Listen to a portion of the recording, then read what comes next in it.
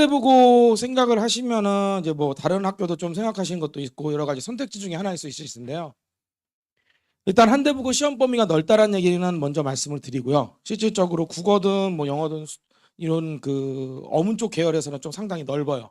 뭐 수학이나 과학 같은 이공계 계열은 그 밟아가는 과정이기 때문에 시험 범위를 함부로 늘릴 수는 없지만 국어는 시험 범위가 상당히 넓습니다. 그래서 제가 말씀드리는 거는 이게 장단점이 될 수 있어요. 장점으로 얘기하자면은 한대보고 자체적으로 정해진 시험 범위를 공부하면 고3 시험 범위까지 가요.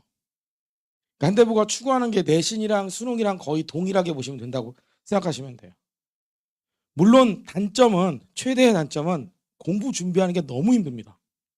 왜 그러냐면 일반적인 고등학교에 비해서 이제 강남권에 있는 뭐 여러 학교들이 있죠. 뭐 단대도 있고요. 뭐 숙명여고도 있고 진선, 은광도 있고 이런 학교들이 있잖아요. 그런 학교들에 비해서 시험 범위가 2배 정도 차이가 납니다.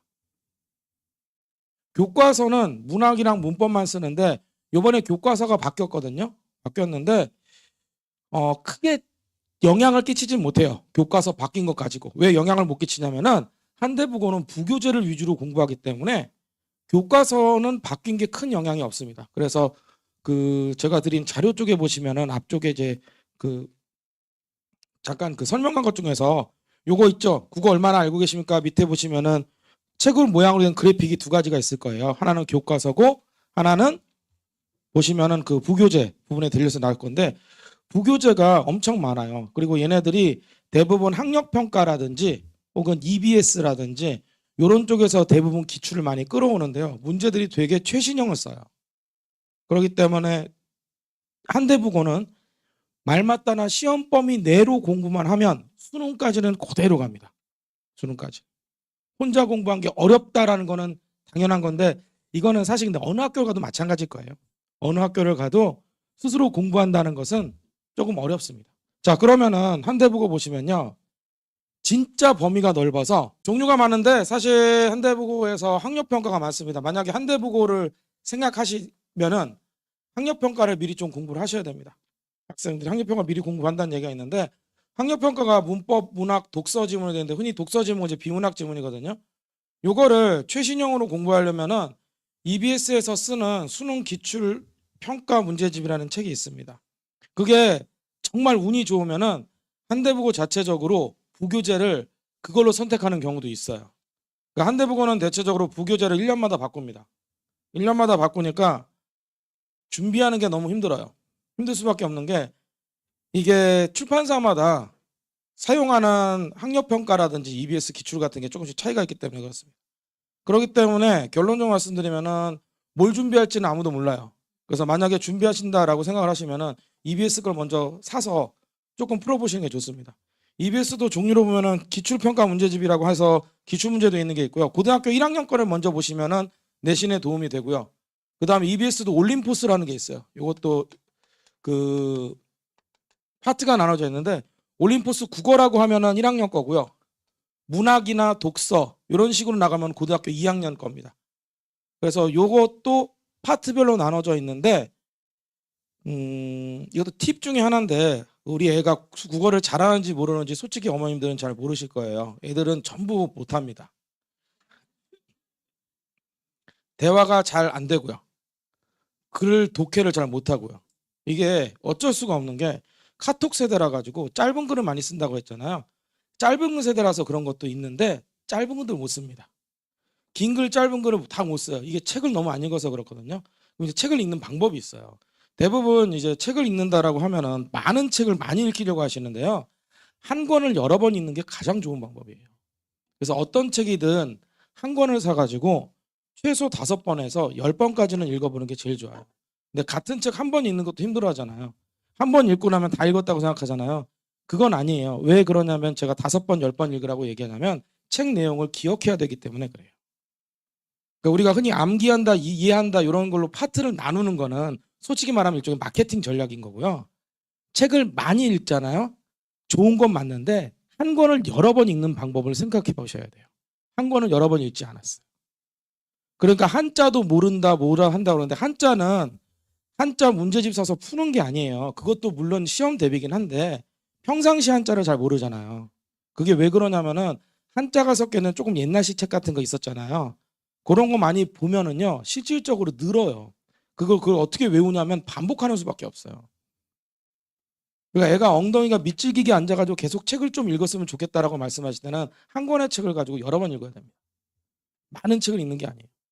그러니까 집에 책을 이렇게 사두면은 먼지가 끼어 있잖아요. 그게 왜 그러냐면은 많이 사서 그래요. 실질적으로. 안 보니까 화가 나시죠. 그렇죠. 근데 솔직히 어머님도 잘 안 보시잖아요.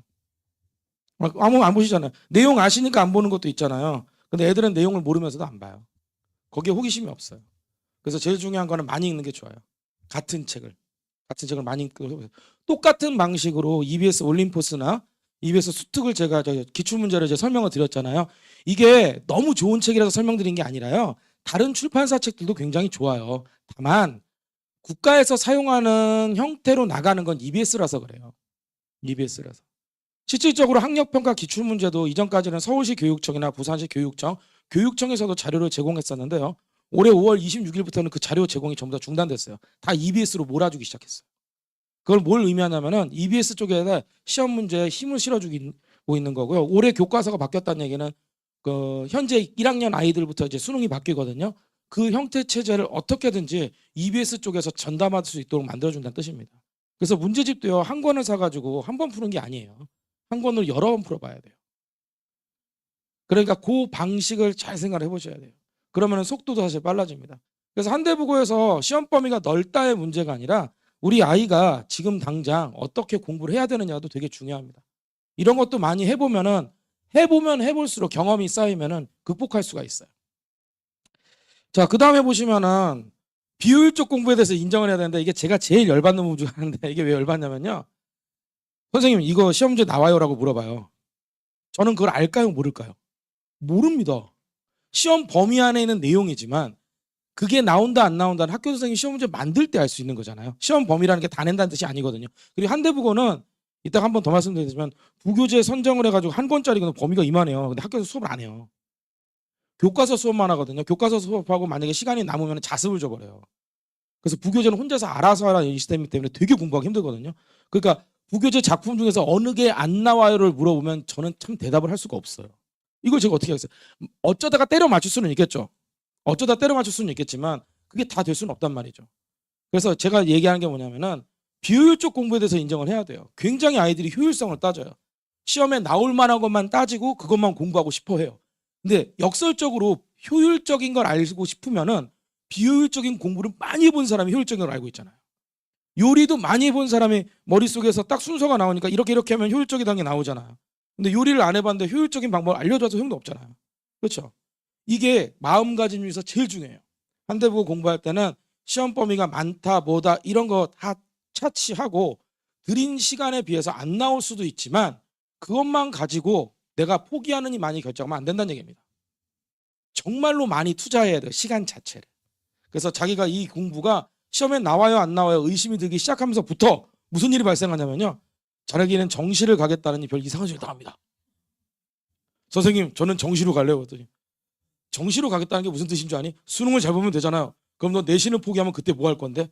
자, 아이들이 생각하는 정시로 가겠다는 얘기는요. 내신 공부를 안 하고 그 시간에 쉬겠다는 뜻입니다. 정시를 가려면요. 내신을 포기했으면 그 시간에 죽도록 수능을 공부해야 돼요. 공부가 교체돼야 되거든요. 내신 포기는 곧이어서 뭘 말한다고요? 나는 쉬겠다. 속이 터지죠. 야, 너 왜 쉬어? 저는 정시로 갈 건데요. 정시로 가는 게 아니에요. 내신을 보겠다는 얘기지. 용어를 같이 쓰고 있어요. 대화할 때마다 답답해 죽습니다. 하지만 제가 말씀드렸죠. 한대부고는 기본 특징이 내신을 열심히 하면 걔가 곧 수능이다.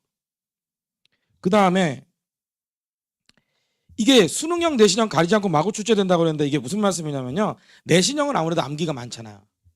그러니까 암기 문제도 내는데 제일 최악의 문제가 뭐냐면 보기에다가 이렇게 소설 구문을 써놨어요. 부교재에 있는 내용입니다. 위 작품을 쓴 사람의 누구냐라고 물어본 게 있어요. 사실 그런 문제로 고등학교에 내면 안 돼요. 위 작품 쓴 사람 작가 이름이 뭐냐라고 물어보는 건데 상식적으로는 알 수는 있겠지만 시험 문제로 내기엔 좀 그렇죠. 부적합하죠. 이런 거.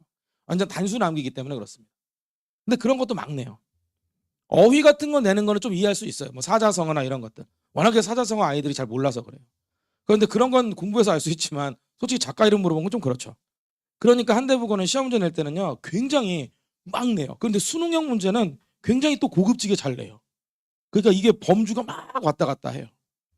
그러니까 이것도 역시 마찬가지로 미리 좀 해보라는 얘기를 좀 드리고 싶었던 게, 모르면 몰라도 괜찮아요. 두 번째 풀고 세 번째 풀고 네 번째 풀잖아요. 하다못해 정답 번호라도 외울 수 있으면 그게 성공이에요. 이렇게 하는 건데, 이런 방식이 어떻게 해야 되냐면 일주일에 3시간 정도는 투자해야 됩니다. 오로지 국어 할 때만. 최소 3시간. 그리고 한 가지 더 말씀드리면, 오신 김에 다 말씀드린 것 같은데, 모의고사 칠 때 시간 부족한 거 있죠. 시간에 맞춰서 문제 풀라고 훈련시키면 안 됩니다. 시간 내에 3등급이 나와요. 먼저 등급을 1등급까지 올린 다음에 시간을 줄여야 돼요. 근데 항상 그 시간에 다 풀어라고 하잖아요. 그 시간에 다 풀 수는 있죠. 근데 성적이 안 나.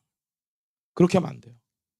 먼저 성적을 만들고 나서 해야 되죠. 그리고 수능 칠 때는 시간이 줄어들잖아요. 수능 칠 때는 긴장이란 긴장은 이만큼 하기 때문에 수능 당일날은 시간이 더 줄어들어요. 그렇기 때문에 평상시보다 시간에 대해서는 너무 쪼지 않는 게 좋아요. 제일 중요한 건 뭘 쪼아야 된다고요? 실력이 안 되잖아요. 그게 역전 현상이 발생했어요. 뭐가 발생했냐면, 과거에는 독서를 애들이 점수가 안 좋았는데 지금 문학의 점수가 안 좋아요. 문학의 배경 지식이 거의 없어요. 조선시대니 뭐 일제강점기 6.25니 아무것도 없어요. 그러니까 뭐 독재가 왜 나쁘냐, 6.25 전쟁이 왜 나쁘냐 이런 걸 물어보면은 이해를 못 해요. 요새는 문학이 제일 힘들어요. 오히려. 독서 지문은 잘해요. 뭐 무슨 뭐 철학이니 뭐니 그러면 지식이 되게 많아서 잘 풀어요. 점수가 잘 나온다는 뜻은 아닙니다. 어쨌든 잘 풀어요. 근데 문학은 풀질 자체 못해요. 문학 같은 경우는 배경이 너무 부족해요. 그러니까 이런 부분에 대해서 일단 우리 애들이 1학년 올라가기 전까지 배경 지식 같은 거 형성시키는 거. 보세요. 문제집 하나 사서 여러 번 풀기. 책 한 권 가지고 여러 번 보기. 이것만이라도 기억하시면 되게 좋아요. 그 다음에 이제 한대부고는 어떻게 할 것이냐. 사실은 부교재 수업 안 한다고 말씀드렸죠. 범위에 포함하죠. 혼자 공부할 때 정말 힘듭니다. 이거 그래서 학원을 나올 수밖에 없어요. 한대부고는. 요거는 제가 학원에 있어서 말씀드린 게 아니라 혼자서 못해요. 너무 많아요. 1학년 같은 경우는 학력평가 4개년께 들어가거든요. 4개년께 들어간다고 하면 문제 개수로 따시면 45개씩이니까 180문제거든요. 시험 문제가 180문제예요. 근데 180문제 중에서 뭐가 나올지 누구도 몰라요. 고등학교 2학년이 되면 더 가관이 펼쳐집니다. 요번에 제가 한대부고 2학년 하는데 문학 작품이 110개 나왔어요. 110개. 문학 작품 110개, 시험지에 나온 건 10개. 110개를 다 수업했는데 10개 나와요. 잘 모르시겠죠? 일반적인 학교는 시험 범위로 나는 문학 작품이 20개를 넘어가지 않습니다. 한대부고는 문학 작품은 더 개수가 엄청나죠. 그 다음에 키워드가 단어로 치환된다는 얘기 하는데, 이게 무슨 말씀이냐면 이건 대부분 비슷하긴 합니다. 단어가 있으면요 유사한 단어가 대부분 돌면서 나와요. 즉 예를 들어서 사랑이라고 하면 애정, 그렇죠? 이런 식의 단어로 치환시켜서 나와요. 그래서 평소에 얼마나 국어 쪽으로 해서 자기가 단어들을 잘 외우고 있고 정리하고 있느냐, 이걸 물어보고 있는 거죠. 자, 그 다음에 수능형을 표방한 보기가 많이 나오는데, 이 보기가 열받는 게 뭐냐면은 이 보기 부분이 대체적으로 교과 내나 부교재에 나온 건 아니에요. 이론 같은 거 따오세요. 그러니까 문제가 정교하다고 말씀드리는 게 거기에 있어요. 그래서 보기를 보고 나서 보기의 관점으로 문제를 풀어야 돼요. 다시 보기의 관점으로 문제를 풀어야 되잖아요. 자기 관점이 강력한 아이들은요 보기를 안 보고 정답을 찾아요. 그래서 오답이에요. 이런 경우 조심하셔야 돼요. 그리고 이것도 정말 편견이긴 하지만 대부분 남학생들이 그럽니다. 일단은 보기를 보는 것 자체부터 거부해요. 그리고 선택지를 쫙 들어가요. 그리고 답을 못 찾아요. 그래서 본문으로 가요. 보기를 보면 되는데 그걸 안 읽어요. 여기 계속 왔다 갔다 해요. 그래서 제가 이제 방학 때 동안에 수업을 할 때 어떤 방식으로 봐야 되냐라고 할 때 제가 기본적으로 잡는 소스는 학력평가를 소스로 잡을 거예요. 학력평가를 소스로 잡는다는 얘기는 지식을 가르쳐 주는 것도 당연한 거겠지만 일단은 공부하는 태도부터 바꿔야 돼요. 이게 중학교하고 고등학교는 완전 다릅니다. 중학교하고 고등학교 완전 다른 이유가 범위가 넓다, 뭐 어렵다 이런 거 다 떠나서요. 스스로 공부할 수 있는 자세가 안 잡혀 있으면요. 학교에서 오랫동안 남아가지고 공부를 안 하게 돼요. 그러니까 진짜 뭐냐면요. 공부를 하는 노력도 있는데요. 간혹 보면 공부를 안 하는 노력도 있어요. 어떻게 하든지 공부를 안 하겠다는 의지가 있어요. 이게 만들어지면은 굉장히 큰 문제가 발생합니다. 진짜예요, 이거. 그냥 가만히 무기력하게 있는 게 제일 안 좋은 거고요. 그 다음에 공부를 해야 되는데 안 하겠다는 강력한 의지를 표방할 때도 가장 안 좋아요. 물론 공부를 하겠다가 제일 좋겠죠. 이쪽은 잘 있나? 그래서 보시면은 제가 수능에서 고전 현대 얘기하는데 이때는 배경 지식을 좀 많이 설명을 해줄 거예요. 일단 알아야 되는 것들. 그래서 고전 작품에 땐 조선시대, 유호, 유교, 유학 이런 거 있잖아요. 여러분 지조절개가 뭔지 아세요? 라고 했을 때 지조절개 나올 때 매난국주기 뭐다 뭐 이런 것들 있잖아요. 요거 연관시켜주는 거. 이런 것들. 지조절개 오늘만 안 쓰죠. 지조절개 오늘날 안 쓰면 무슨 단어로 바꿀까요? 의지로 바뀝니다. 의지로 바뀌면은 6.25 전쟁, 일제강점기 때는 광복의 의지로 형상화되고요. 뭐 이런 식의 방법들이 있어요. 루트가. 이런 것들은 문학 쪽에서 설정이 돼야 돼요. 그 다음에 이제 독서 문법인데 독서 지문 분석하는 방법이 있어요. 그 독서 지문 같은 경우도 사실 좀 읽다가 지겨워하거든요. 특히 나는 뭐 예술이 어려워요. 뭐 금융 나오면 힘들어요. 막 그러는데 금융 나오면 힘든 게 중요한 게 아니라 그걸 풀어야 되는 게 중요합니다. 그렇죠? 그래서 여러 가지 글을 읽어보는 능력. 그 다음에 문법 같은 경우는 제가 한 주 정도 할 건데 왜 이렇게 하냐면요. 아무래도 2학기 때 우리 아이들이 또 시험을 학교에서 치거든요. 거기에 해당하는 거로 위주로 좀 해서 바로 써먹을 수 있는 거. 요거로 해서 제가 현대부고 학생들 볼 때 가겠다라고 하는 경우에 이런 경우 어떻게 공부를 해야 되느냐. 스스로 공부하는 방법. 요거를 제가 제일 위주로 설명을 해줄 겁니다. 소스는 학력평가 쪽으로. 그렇게 해서 제가 토요일날 아침 10시부터 1시인데 1시보다 늦게 끝날 수도 있어요. 이거는 어쩔 수 없습니다. 테스트 보거나 못 봤을 때 남기고 이런 것들이 있기 때문에 그렇죠. 자, 그래서 보시면은 그 커리큘럼 이렇게 정해져 있는데 커리큘럼도 약간 변화가 될 수는 있습니다. 요거는 이제 일반적인 커리큘럼으로 제시하는 거고요. 커리큘럼이 약간 바뀐다는 건 작품을 좀 더 설명해 주는 것들을 말하고요. 그 다음에 해설지나 이런 것들이 있는데 해설지 다 있어요. 근데 해설지가 있는 거 중요한 게 아니라 해설지를 얼마나 많이 읽고 자기 거로 만드느냐. 요거를 검토하겠다는 거예요. 이거 자료를 제가 아무리 열심히 만들어주면 뭐 하겠어요. 그러니까 잘 보관해뒀다가 나중에 발견하면은 유물도 아니고 그렇죠. 이거 고3 때 발견해요. 야 맞아 나 이런 시절이 있었지. 큰일 나요. 이게 제일 중요한 거는 뭡니까? 자기가 가지고 있어야 되는 거예요. 그 다음에 이제 뭐 테스트 점수나 이런 것들은 다 보내드리고요. 요거 모의고사 보면은요 한 3장 정도 모이면은 자기가 어느 정도에서 위치에서 좀 부족한가가 보여요. 그러니까 단순하게 전 문학을 못해요, 독서를 못해요 하는 게 아니라 성적표를 보고 여기 있는 방사형 그래프 잠깐 보면은 아 우리 애가 뭐가 좀 부족하구나라는 게 보입니다. 3개 정도는 모여야 돼요. 1개 가지고는 택도 없고요. 자 그러면은 이제 마지막으로 이거 왜 이렇게 늦게 나왔지? 어쨌든 마지막으로 설명해 드리면은 무교절에서 학평을 공부하는데 최신권을 먼저 공부하시는 게 제일 좋아요. 최신권. 그 다음에 두 번째로는 진짜로 비효율적 공부 설명을 아까 드렸잖아요. 물리적 시간을 많이 들여야 돼요. 진짜로. 효율 이런 거 지금 따질 때가 아니에요. 물리적 시간을 많이 들여야 됩니다. 그 다음에 세 번째는 키워드를 정리하라고 그러는데 키워드 정리하는 거 뭐냐? 봄 나오면 뭘까요? 문학에서 봄 나오면. 봄 나오면 그냥 희망 생명하면은 수능 칠 때까지는 편안하게 갑니다. 눈 하면은 긍정적으로는 순수, 부정적으로는 실현고난. 이 상태로 가면은 쭉 가요. 왜냐하면 그런 문제들만 내도록 내는 지침이 있어요. 실질적으로. 이거는 네이버나 이런 데서 들어가서 교육청 같은 데 들어가면 지침 보여요. 그냥. 그건 누구나 볼 수 있어요. 안 봐서 그런 거지. 그래서 저는 이제 그걸 가지고 학생들을 볼 때 위치나 키워드를 저장해서 지정을 해주는 거죠. 그래서 우리 방학 때 공부할 때는 항상 요 3가지. 요게 아니면 아까 말씀했던 같은 문제집을 여러 번, 같은 책을 여러 번. 이런 식으로 해서 자기 공부하는 방법이나 태도를 교정해 주는 게 요번에 반드시 해야 될 일입니다. 자, 저는 여기까지 해서 국어 설명을 좀 마치도록 하겠습니다. 감사합니다.